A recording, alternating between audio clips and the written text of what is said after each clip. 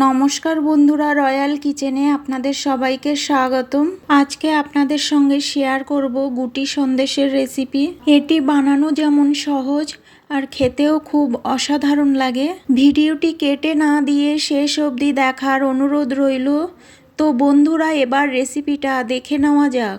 প্রথমে গ্যাসে কড়াই বসিয়ে এর মধ্যে দিয়ে দেব জাল করে নেওয়া 1 লিটার লিকুইড দুধ। দুধটা দিয়ে মিডিয়াম গ্যাসে জাল করে নেব। দুধটা প্রথমে জাল করে নেওয়ার সময় অনবরত নাড়তে হবে, নইলে কড়াইতে লেগে যাবে। এবার সুন্দর একটা মিষ্টি টেস্টের জন্য এর মধ্যে দিয়ে দেব 2টো এলাচ মুখ ফাটিয়ে নিয়েছি।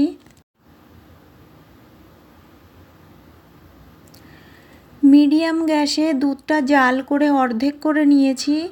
এবার এর মধ্যে দেব 150 গ্রাম মতো চিনি। চিনিটা দিয়ে নাড়িয়ে নিয়ে চিনি গলিয়ে নেব। চিনি গলিয়ে নিয়ে আরও 15 মিনিট মতো জাল করে নিয়েছি। দুধ অনেকটাই ঘন হয়ে গেছে। এই সময় গ্যাস অফ করে দিয়ে দুধটা একটু ঠান্ডা করে নিয়ে এর মধ্যে দিয়ে দেব গুঁড়ো দুধ। খুব গরম দুধের মধ্যে গুঁড়ো দুধ দিলে ভালো করে মিশবে না, দলা পাকিয়ে যাবে। হালকা ঠান্ডা করে নিয়ে গুঁড়ো দুধটা মেশালে ভালোভাবে মিশে যাবে। এখানে গুঁড়ো দুধের পরিমাণ 75 গ্রাম মতো আছে। আপনারা চাইলে গুটি সন্দেশটা শুধু লিকুইড দুধ দিয়েও করতে পারেন। গুঁড়ো দুধটা দিয়ে ভালো করে মিশিয়ে নিয়েছি। গুঁড়ো দুধের যদি 2-1টা দলা থেকে থাকে তাহলে এইভাবে হাতা দিয়ে চেপে চেপে মিশিয়ে নেব। এবার এলাচ দুটো তুলে ফেলে দেব।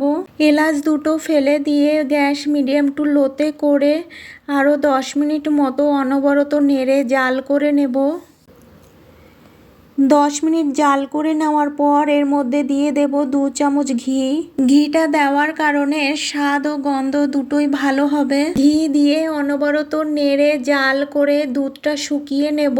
আর এই সময় লক্ষ্য রাখতে হবে দুধটা যেন কড়াইতে লেগে না যায়, তার জন্য অনবরত নাড়তে হবে।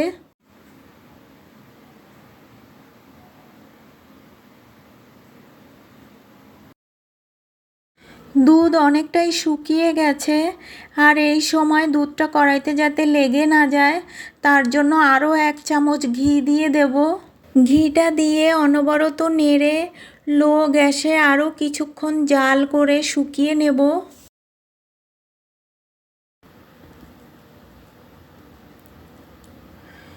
গুটি সন্দেশ বানানোর জন্য দুধের খামিটা আমার একদম রেডি হয়ে গেছে।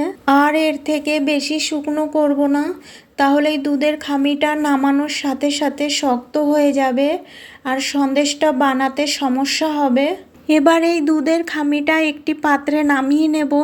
আর এই খামিটা ঠান্ডা করা যাবে না, গরম অবস্থাতেই সন্দেশটা বানিয়ে নিতে হবে।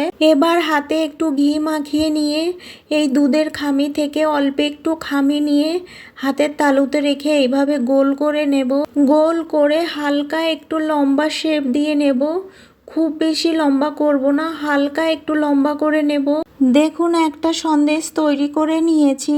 আর এই সন্দেশটা যে পাত্রে রাখবো সেই পাত্রে আমি ঘি মাখিয়ে নিয়েছি। এতে করে সন্দেশটা পাত্রের মধ্যে আটকে যাবে না। আপনাদের বোঝার সুবিধার্থে আমি আরও একটা সন্দেশ বানিয়ে দেখিয়ে দিচ্ছি। আজকের রেসিপি যদি আপনাদের ভালো লেগে থাকে, লাইক, শেয়ার, সাবস্ক্রাইব করে আমার পাশে থাকার অনুরোধ রইল। আর এই সন্দেশটা বানিয়ে সঙ্গে সঙ্গে খাওয়া যাবে না। এই পাত্রের মধ্যে সন্দেশটা আমি 5-6 ঘন্টা মতো রেখে ঠান্ডা করে শুকিয়ে নেব। সন্দেশগুলোকে 5 ঘন্টা মতো রেখে শুকিয়ে নিয়ে আরেকটি পাত্রে নিয়ে নিয়েছি। এই গুটি সন্দেশ 20-25 দিন মতো স্টোর করে রাখা যাবে। তবে দুধের জিনিস বেশি দিন না রাখাই ভালো। এই গুটি সন্দেশ খেতে খুবই টেস্টি, ছোট বড় সবাই পছন্দ করে আর মুখে দিলেই মিলিয়ে যাবে। এইভাবে বাড়িতে বানিয়ে খেয়ে কেমন লাগলো কমেন্ট বক্সে জানাতে একেবারেই ভুলবেন না। আর পাশে থাকা বেল আইকনটি ক্লিক করে রাখবেন। এতে করে যখনই কোনো নতুন ভিডিও আপলোড দেব সর্বপ্রথম আপনার মোবাইলে পৌঁছে যাবে। সবাই ভালো থাকবেন, সুস্থ থাকবেন। আর আমার এই ভিডিওটা শেষ অবধি দেখার জন্য আপনাদেরকে অনেক অনেক ধন্যবাদ।